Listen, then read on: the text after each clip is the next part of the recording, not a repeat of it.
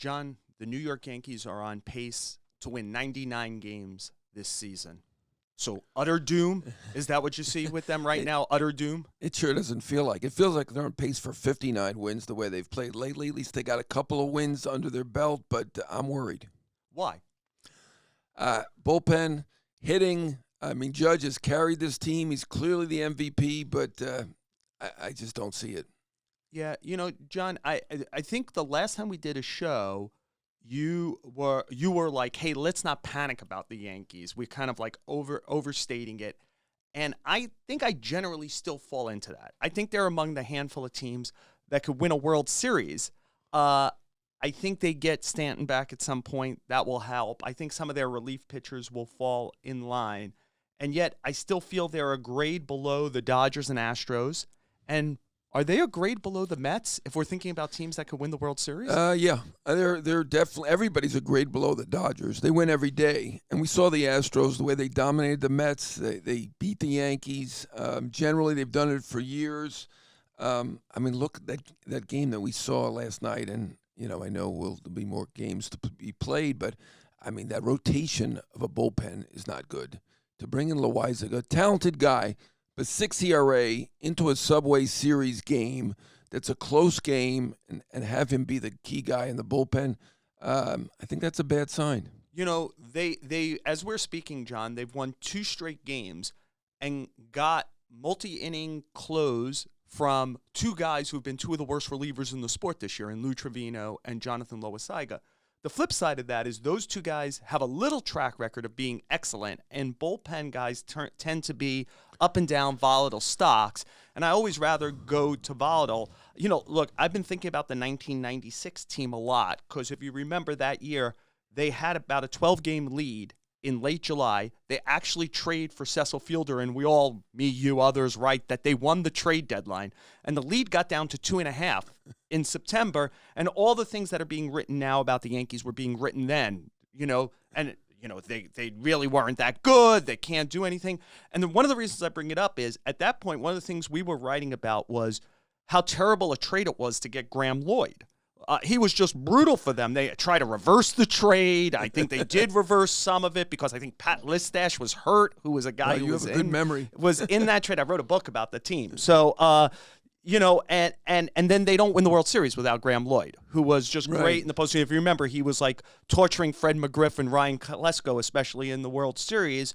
And I would always double down on talent. And I do think Loaiza and Trevino are talented. I think Clay Holmes is talented if they could get him back. Can I throw out a name? Like, been thinking a little bit about why are the Yankees struggling? And look, everybody has injuries. I don't want this to come up. Everyone has injuries. And I'm going to mention 2 small names here.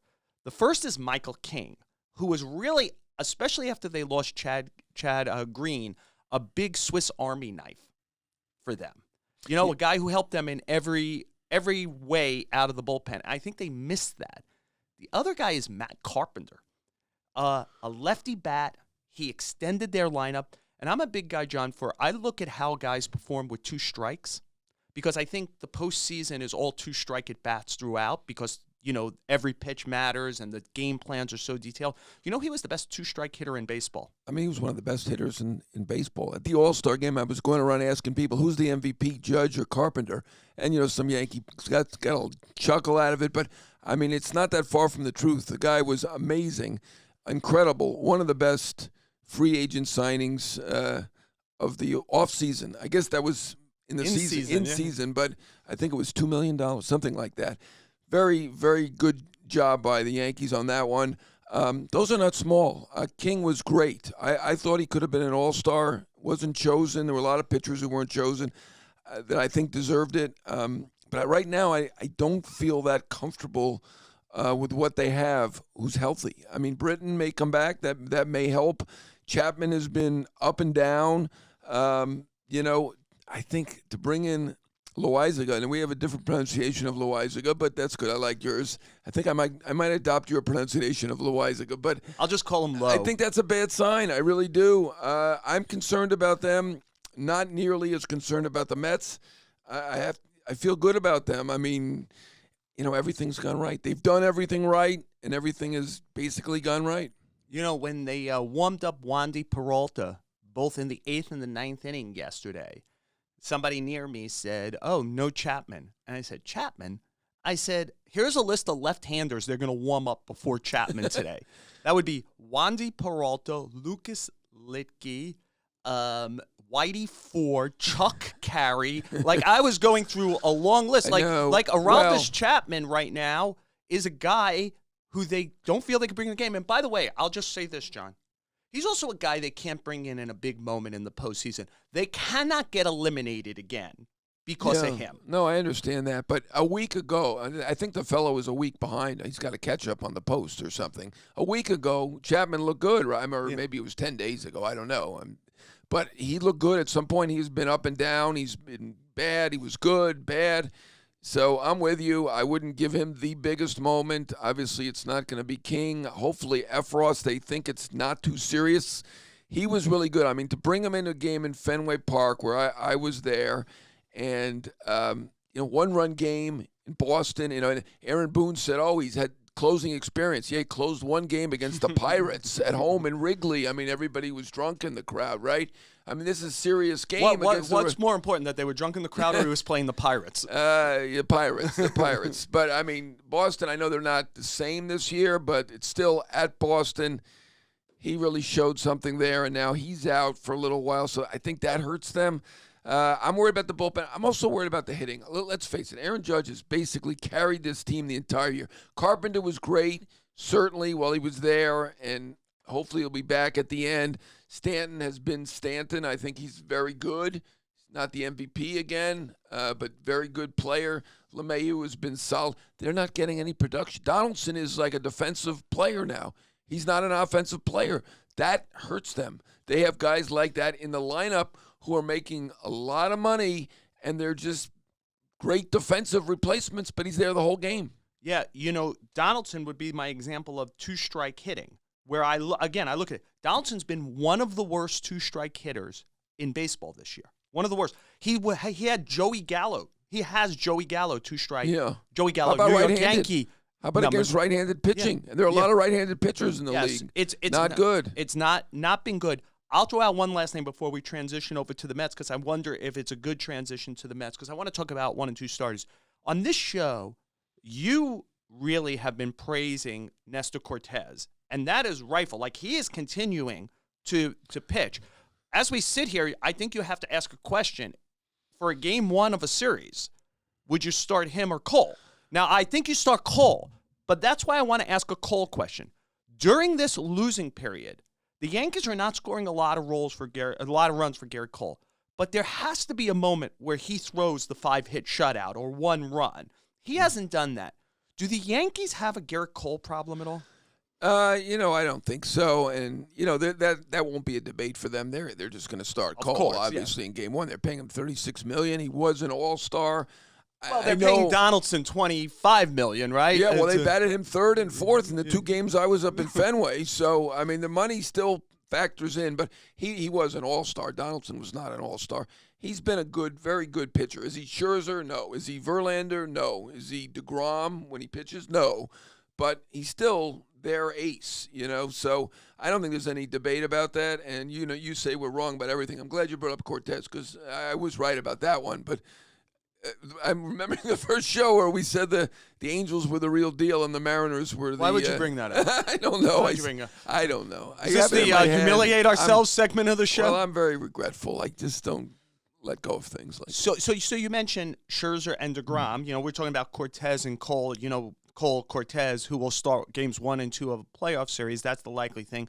Obviously, the Mets would love, if it's a playoff series, to be able to start Scherzer, deGrom in 1-2. As we're speaking, deGrom was pushed back again. And the Mets are playing we want to insert Taijuan Walker. deGrom's okay. A little rest doesn't hurt. Are we going to be dealing with this right to the end if Jacob deGrom is actually going to be able to make that game 2 or 3 start?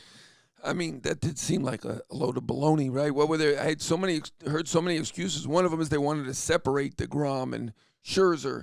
I think they were kind of suggesting, because they go longer in the game. I don't think Scherzer goes long into the games Chris Bassett goes long in the game, so right? I really don't know why you'd want to separate it. You're in the Subway Series. You're playing the Yankees. I know deGrom hasn't been as dominant against the Yankees. I think his ERA is like 3.5 against the Yankees. But, I mean, you want to put the hammer down now. I mean, the Yankees are struggling. It didn't make any sense to me. Taijuan Walker, obviously a good pitcher.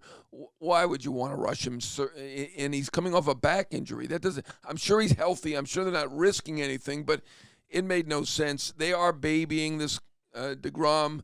He's a fascinating pitcher. I mean, when he pitches, there's nobody, even Verlander and Scherzer, nobody compares to him. But he missed 13 months. Now we're pushing him back. We're doing this. I mean, they're babying him for whatever reason. I don't know what the communication is. I don't know whether it's him or them or whatever, but I didn't believe any of their stories. And, it's a concern because that is their hammer. That's why people are saying even though I believe the Dodgers are the favorite, that's why people are saying the Mets are the favorite and they're going to win is because of that combination of pitchers. You mentioned he's fascinating. I think it continues beyond the season, right? I think he's going to be the most fascinating free agent as well. How do you price this? When he pitches, he's the best. Right. But he doesn't pitch quite as often as you like. And when you think about the offseason, do you sign a guy and say, how much will I give a guy for 20 starts? Or like, what are you buying? I think he's limited to only a couple teams, including the Mets, because you're going to be risking, let's say it's $40 million. He might be worth $80 million, or he might be worth almost nothing. So it's an interesting thing. Mike Puma wrote an interesting story about how much it's going to cost to keep the team together with Bassett and Walker and Nimmo and deGrom, who's going to be a free agent. He said he's going to opt out, and he certainly will opt out. And I think Puma or whoever did it estimated $50 million. And I do believe that he and Verlander are going to use that Scherzer deal, and they're going to be in that $40 million range. It's not unreasonable. I said, I'm not paying him $50 million for a half a season or whatever you might get out of him. I thought it was over, so I texted one Mets person. I'd give him 2 for $70. They said, he's not taking that. So, he's going to get a big deal. There's only a few teams he could get it from. I kind of think it might be Texas. I've seen some people say Atlanta. I don't see Atlanta taking that chance. I think basically there's Dodgers, maybe the Angels, maybe Texas. There's only a few teams that will take that chance of a guy for $40 million who might be worth 80 or nothing. Yeah, John, you mentioned Texas. I almost feel like if you're a really superb team, I think he's harder to sign, especially if you have a budget. Yeah. Right? Like, if I'm Texas and I want to take a puncher's chance, or I'm the Angels and I want to take a puncher's chance, okay, I'll take a puncher's chance because if I have him and he actually makes 25 starts for me, I've got a puncher's chance. But I think if I'm a really good team, the Dodgers, the Yankees, maybe even the Mets, do I stay away from it because I'm just so afraid of what you are rightfully calling the downside, which is potentially nothing. The upside is the best pitcher in the world. Yeah. The downside is he doesn't pitch a lot. Yeah. The more I think about it, the Dodgers, they do that. They go for short term, and they took a chance on Kershaw. That was a great signing. A shot on Bauer with that kind of deal, right? Right. So they could do it. The Angels, they've got they're top heavy already, so I doubt it's going to be the Angels. But, there's only 2 or 3 teams, I think, that will do this. So it's going to be interesting. We'll see if it could be. Could it be the Yankees? I don't know. Obviously they've seen him up close. They know how great he is when he pitches. Not that anybody else doesn't, but it's going to be fascinating to see where he winds up. The Mets are going to be in play. I think they're going to take a shot at it. But, boy, with Nimmo and Walker, Bass, they have so many great free agents. And I'm sure they want to bring Nimmo back. I'm sure they want to bring Walker back. I don't know if it's going to, what did he say, $345 million? I don't know. Steve Cohen's got a lot of money. I don't think they're going to spend $345 million. Yeah. Going to have to make choices. Look, why don't we put a bow on this, on our New York thing? The Mets are actually on, I mentioned the Yankees are on pace for 99 wins. The Mets are on pace for 103 wins as we're doing this. And they're the feel-good story in New York.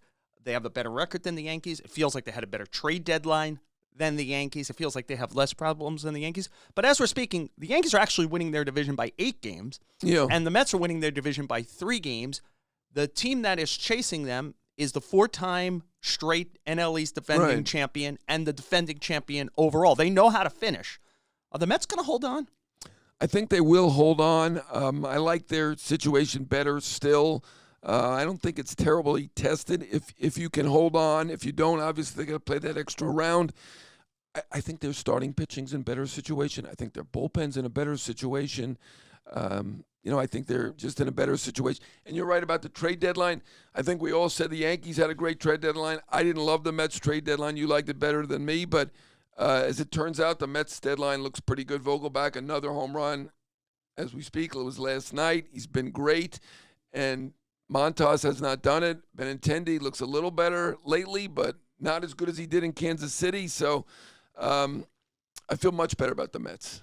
Yeah, the one thing to keep in mind about the Mets, they have the easiest schedule in the major leagues from here forward. They complete what is a very, very tough 10-game gauntlet on the road as we're speaking against the Yankees, right? It was Atlanta, Philadelphia, Yankees. Over the next pretty much month, they got the Dodgers next week, but the other games are series against all 3 last-place teams in the National League, including 2 against Pittsburgh, plus series against the Cubs and Marlins. That's like their next 23 games. And so they might do a lot of damage in that period to open up against the Braves. That being said, I feel like the Braves are the guys who are chasing Butch Cassidy and the Sundance Kid in that movie, where they keep saying, who are those guys? They don't go away. Yeah. And I think we all felt when the Mets won the 4 or 5, like they were going to go away. And then the Braves turned it back on them recently. I don't think the Braves are going anywhere. I think this goes right down to the wire. Sure. I can't disagree with that. The Braves are awfully good. They acquired Robbie Grossman, a guy we overlooked, at least I did, over at the deadline. He was doing nothing in Detroit. He's been good with the Braves. They got a good coaching staff. They get the best out of guys. They really do a terrific job. But as you said, the Mets, well, they do have an easier schedule now, but they've earned that. They've played the tough part of this. I don't know, were you counting the Yankees as the soft part of the schedule? Because I did that in a tweet, and it blew up. People were upset or not. Some people thought it was funny, but no, they're part of my gauntlet, the 10-game gauntlet on the road.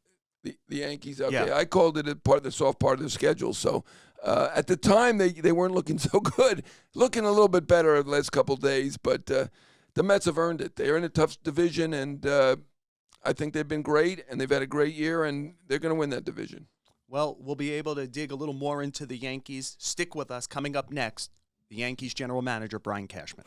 Joining us on the show with Joel Sherman and John Heyman is the longtime general manager of the New York Yankees, Brian Cashman. Brian, thanks so much for joining us. I know you did, as we're speaking, a long media session yesterday, but we're glad you took a few minutes out of your day to join us here. So good to be with you guys. We go way back, right? Yeah. all started, at different points, similar time frame. Yes, absolutely. Does that make us old, successful, both, or neither? Anyway, he's still young. He's still young. I'm old. Cash, as we're speaking to you, your team has won 2 straight. Maybe it's righted itself. But it was in a bad enough period that you did what you do periodically, usually during a bad period, which is come out and talk to a group of reporters who want to speak to you. You took the temperature of the team, and as opposed to last year, you said that you really believe in this team. I wonder if you could drill down on that. Why, even in a bad moment here in third week of August, do you believe in this group in a way that you didn't believe in last year's group? I mean, I a couple things. So last year's group, I believe they were more than capable, but there was a 6-month-long frustration of underperformance out, 7 of the 9 guys in the offensive lineup, and it was a head scratcher, to be quite honest. And we still were able to make the playoffs, win enough games, 91, and to have some things to be proud of. But it was an underperforming group for some reason, and we try to do a deep dive on it and figure it out. But this year's team's obviously a lot different. The fact that, they've done a lot of things really well. you can go turn the clock back and say, hey, if on this date we were this many games up in first place when we were dealing with the winter discussions, or as we're entering spring training or leaving spring training, of course, anybody was signed up for that. So you can't lose perspective of, of from a wider lens of where we sit, what we've done, how we've done it. And for the most part, for a majority period of time, we've done it well. And so that can't be forgotten. It's got to be acknowledged and respected and appreciated, at least, from the leadership. I'm part of that leadership, from the front office's side. And, we're in a marketplace that I would say my experience has shown me that, I've used that, analogy of Humpty Dumpty when it falls off the wall, has a great fall, all the king's horses and all the king's men, blah, blah, blah. Right.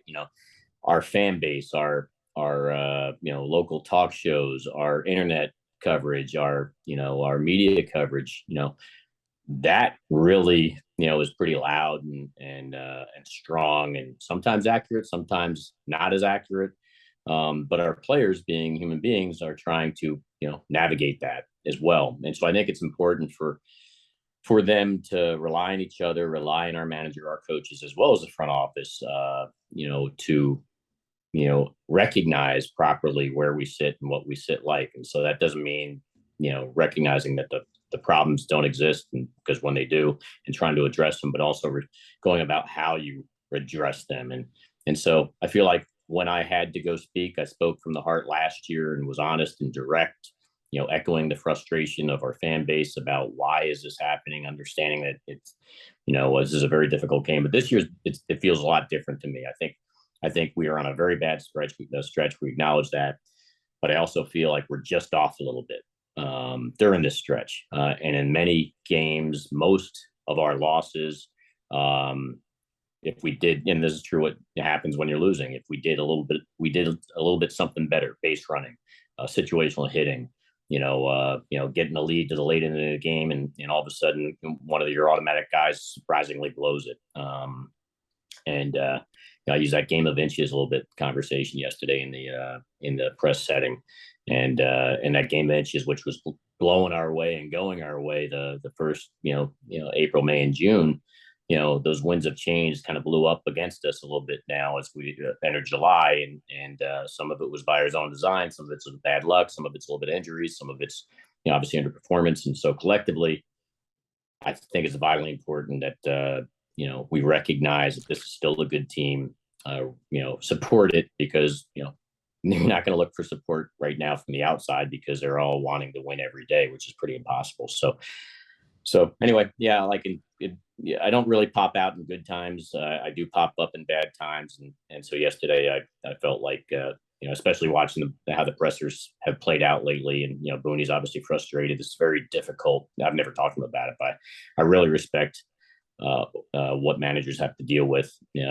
I don't think I could do it with pre and post game, the firing squad, so to speak, where you have to actually, the writers have to ask the tough questions, and the TV crews and stuff. And you have to face the music on a pre and post game every day, talking about people you care about, and wins and losses. And obviously it's really difficult during a stretch of losses. So it takes a unique person to deal with that on a daily basis. And so I thought at least let me pop out and give somebody or everybody a chance to have at it with me. And voila. So I reached out to Zillow and said, hey, going to make myself available.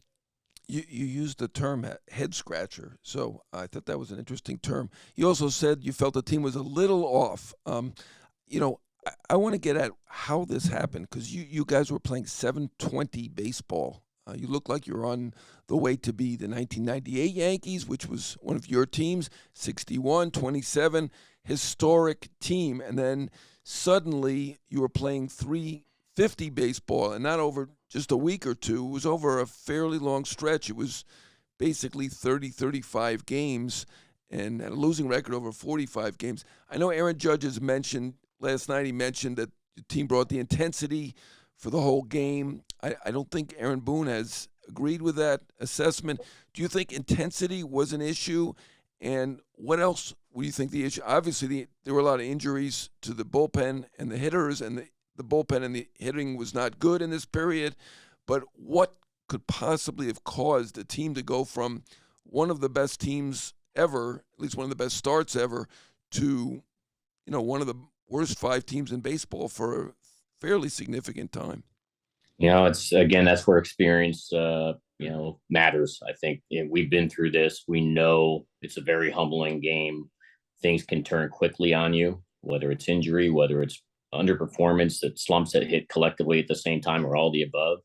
And that's why, tomorrow you can't take for granted. I mean, how many times, John and Joel, have we entered the playoffs with the odds-on favorite, 100-win team, odds-on favorite out of Vegas to win the World Series, and we get knocked out in the first round and upset? It happened many times, and so it could be, a moment could hit where it's, a bad play, a blown save, an injury to the wrong person, and simultaneous with a few other guys slumping, and next you know, it's a game of momentum, and you can ride that in those good times, which we did for a long period of time, where we're on that magic carpet ride. But then, you take on fire, and next you're dealing with a whole different animal, and then how you deal with it. First and foremost, no one wants to panic, and no one wants to, everybody wants to basically try to sail through it the best way possible, and kind of continue to check our processes. But again, it's a beast of the game, and it's going to take you where it takes you, and you have to deal with it. And but saying it is a lot easier than doing it. So how can it happen? I've seen it enough where it has happened so many times with really good teams, and so you just got to fight through it. And I know our team is fighting through it, and hopefully, we've had obviously better baseball against, we faced Manoah and Scherzer, and came out victorious in those games, and hopefully we can build on that so we can get that momentum going the other way, back on, track where, we benefited from that type of positive momentum before. Cash, obviously there's a long way from here to there. You mentioned the experience we all have, and we know how I was mentioning before, say Graham Lloyd was a disaster after he was traded, and you don't win a World Series in 1996 without him because he righted himself in the playoffs, so we don't know. But as we're speaking, it seemed pretty clear that your number one priority going into the trade deadline was Luis Castillo, and you didn't get him. Why didn't you get him?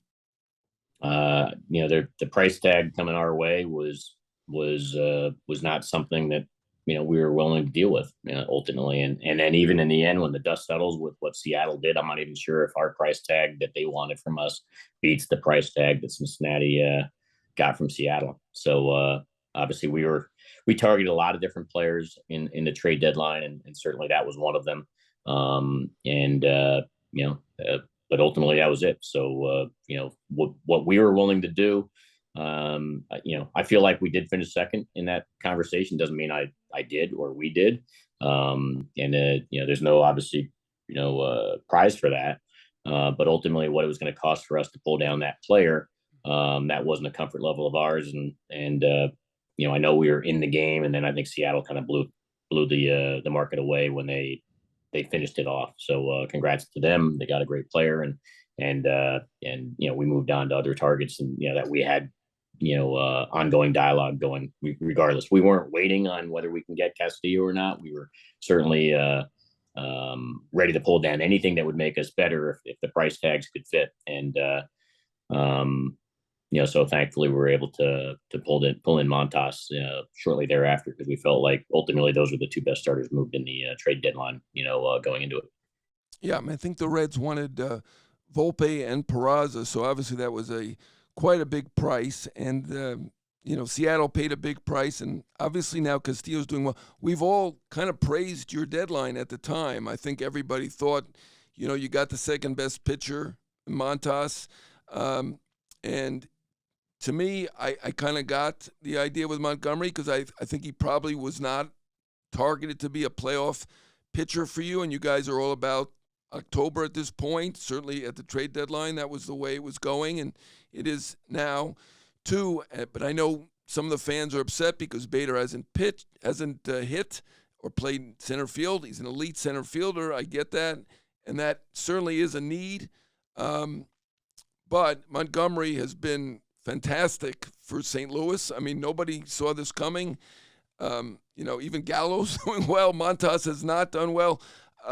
Is there any regret over the Montgomery Bader or anything else that went on? Like I said, we all praised it at the time. Nobody foresaw that Montgomery would do this or that Montas would start this way. How does it feel a few weeks after? I mean, as expected. Ultimately, I knew, again, I feel like, we made some tough decisions. I made some tough decisions and some tough recommendations. And so going into it, listen, we traded a quality starter in Jordan Montgomery, and a homegrown player that obviously was doing well for us. And knowing that, you got to give to get, and we were looking to satisfy an area of need but by doing so, we'd have to wait on it. So we're in that space where ultimately, Jordan Montgomery's taking the ball every 5 days, contributing to his team, which is no surprise. And we're waiting on, Harrison Bader, obviously, to get healthy and then join our band of merry men and be a choice for our manager, Aaron Boone, as we move forward. So ultimately, we're in the space that we knew we would be in when we made that decision, when I made that decision. And so ultimately stay tuned to see how it plays out. We had to give up something to acquire, I think we're basically plus defensive everywhere except for center field. And so now we're in a position, if we can unpack that present, which we expect we can, but we just have to wait on it for a period of time. And when we do, Aaron Boone will have a legitimate choice and weapon out in center field that hopefully will serve us well. And those are hard to get. And that's why the cost was so extreme. And that was it, as simple as that. So I guess stay tuned and let's wait and see how it plays out. But there's no regrets, because this is the space we knew we'd be in. We'd be, having to tread water, waiting on our part of it. And while Jordan Montgomery was going to go plug and play in with the St. Louis Cardinals as they continue their playoff push and as they're solving an area of need. So you got to rob Peter to pay Paul sometimes. Cash, I'm wondering if I could ask a big kind of picture theory question. Your team, obviously it spends a lot of money, but we're seeing across town Steve Cohen's willingness to go much higher than you guys now. The Dodgers go higher. And you've kind of navigated in these recent years to stay under luxury taxes or stay under certain numbers. And I wonder if that's been penny wise and pound foolish. Ultimately, you had to trade prospects who have future financial value and add money as it goes along. Should the Yankees be much more aggressive, especially in the offseason with money? You need a shortstop, go get a shortstop. You need a starting pitcher, go get the guy you really want instead of counting. And if it goes to the top of the market, so be it. You're the Yankees. The ratings are great on Yes. The crowd is full. You're a money behemoth. Why don't you do that? I can't speak to the financial aspect. I'm not the business side of this team, but I can tell you this, and say it with pride. We obviously, we feel that we're operating at the highest levels, and we are still, despite it being a sport, it's a business at the same time. And Steinbrenner family aren't the only powers that be. They have a fiduciary obligation to their partners and to run the business properly and make very difficult decisions. And I have full confidence that the ownership of this franchise is in great hands, and they're obviously forced, like anybody, to make very difficult decisions. It's very easy for, I think, anybody out in the outside looking in to say, oh, they have all the money in the world. No, they're cheap or whatever. It doesn't, that just by people saying it doesn't make it accurate. I think the commitment level is second to none by this ownership. But Cash, if I could just jump in, the thing I would say is, no, I don't think the word, I certainly never used it in print or on air in any way cheap. The thing is, your payrolls have been very similar to, say, 5, 10, 15 years ago. And I think it's pretty clear. There's a lot of bragging about the money you bring in. So you're bringing in a lot more money. Shouldn't the payrolls kind of rise commensurate to how much the organization is bringing in? I can't speak because, again, I'm a baseball person. I'm not a financial person. But I do. The team does make big money. There's no question that the revenue of the Yankees is the highest. I think almost every year. 1 year, Red Sox was higher, I believe. But generally, the revenues of the Yankees are high, and they're going higher. That's fair to say. And conversely, the expenses of the Yankees are higher than everybody else as well. At the same time, which is fair to say. And don't forget, we funded our stadium. on top of everything else. So our bills are bigger than everybody else's bills. And our obviously, is our payroll one of the best? Is our revenues obviously some of the highest? But as I know, again, and I'm not a financial person, but I know all this is real. You can't say one without the other. It's what you got coming in and what you can afford to have going out. And again, I'll leave that for everybody else that are above my pay grade to speak to. But I know the people that I work for, I trust, and I believe in, and I know they're committed. But they have to be responsible while being committed at the same time. And that's the tightrope that they have to do. Just like, you just asked me some questions about, Luis Castillo, who got relocated from Cincinnati to Seattle. And I had some very tough decisions and recommendations to make about the price points attached to it. It's easy to just go all in, I guess, and not care about, anything else, but that's not the world we live in. I'm charged with making very difficult decisions. I'll be certainly graded on them and live with them, for better or for worse going forward. And ultimately, that's true of any steward of a franchise too. But I do know that the Steinbrenner family and their partners are very committed, and has always been committed to putting a winner on this field and delivering a team that can contend for a championship. And on a yearly basis, they've done that, and we've done that, and we're proud of that. And can people, that doesn't stop people from making the argument, can we do more? At the same time, you can make the arguments, I'm sure, that we could do less too at the same time, based on, things that obviously are above my pay grade, revenues versus expenses. Speaking of high finance, excuse me, I'll hit the other elephant in the room, Aaron Judge. Now, I thought, and I think a lot of people thought, you made a very reasonable offer that could have been accepted. I think it was $213.5 million over 7 years, and he was looking to be the, commensurate with the highest paid players in the game. So we assumed that to be around $36 million a year. At this point, and I've written this, so it's nothing that unexpected for me to say. Don't you think he's proven his point and probably should be right there? I mean, I'm not going to say Scherzer, pitching is a little different, maybe, I don't know. But don't you think he's probably proven his point that he should be up there at that 36 million or higher range? And, how badly do you need to keep him? I mean, it feels like he's the MVP this year. I don't think, I can't even think. I mean, I guess somebody might say Ohtani, but I'm not seeing that. What do you think about what Judge has brought, and do you think he has proven his point at this point? In spring training, we, appreciate the question, but in spring training, when we obviously, we had told our fan base that we're going to make a strong, committed effort to try to re-sign Aaron Judge and to restate that, our commitment there is still there.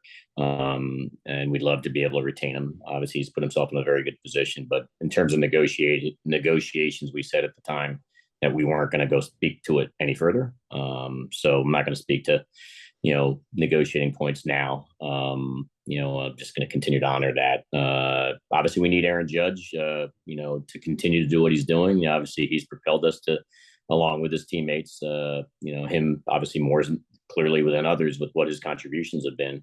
And so, we're proud of that. And hopefully we'll have a chance to revisit things another time and speak to it when that happens and when it's resolved one way or the other. When you say we need him, you mean going forward too. You'd like to bring him back, right? We've never deviated from that. That's an easy thing to say, that we've said it before, we've said it after. And I know he said it too. He said he'd like to be a Yankee moving forward, and we'd like to have him be a Yankee moving forward. And obviously the discussions are regarding contract, and those will have, it'll take us wherever they take us. Cash, one of the other important free agents going into this offseason is Brian Cashman. I wonder if there's two things I could ask on that. Number one, do you want to continue to do this? And number two, do you feel like the success or non-success of the 2022 Yankees have any impact on moving forward if you'll continue to be the general manager of the Yankees? First question is, I like what I do. I appreciate being in a position to be doing it. I don't take it for granted. I don't assume, tomorrow's promised for me, just like it's not promised for anybody else. In terms of the second question, that's a question for others, that are above me. All I can do is go about my business the best way I feel it's possible. Proud of what we've accomplished. Over the course of time, whether it's in the short term or in the long term since I've been involved, all the way back to, when I started as an intern in '86. So proud of being a part of this franchise. It's an honor to be a part of this franchise. Certainly would love to continue to stay with this franchise.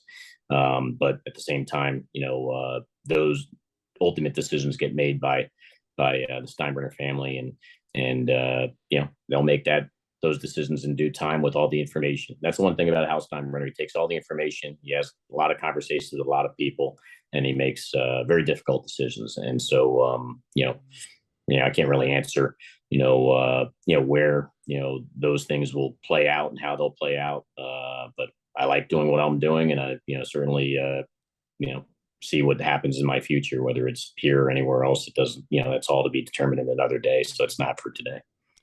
Last question for me. You know what? I think one of your great strengths is a thick skin.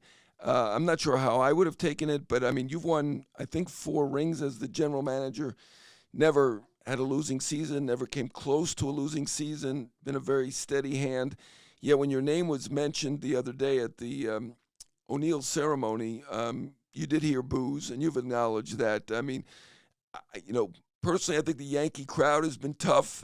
Look at Gallo. He's doing great now in L.A. I don't know whether they're crowd or not, but I mean, you were built for this a little bit more. What is your reaction? Obviously the team has been struggling over the last month or so, maybe a little bit more than a month, but, I guess, what would you say? Those are fans, I guess. They don't look at your 20-plus years of winning and your 4 rings. How did you take that?